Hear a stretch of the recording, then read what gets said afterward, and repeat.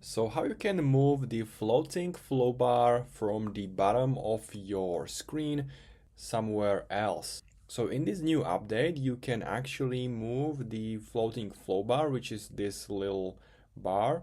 If you don't have it here, just go to settings and go to system and make sure that show flow bar at all times is enabled. Now if you want to move it, just grab this floating flow bar and move it to the right. You can move it here or to the left.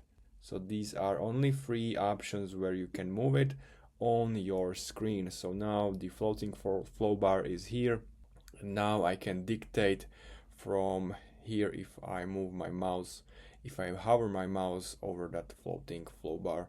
So it's simple as that. If you want to, you can move it back to the bottom, and it's simply as that. If you have any questions, make sure to comment, also make sure to subscribe, and see you next time.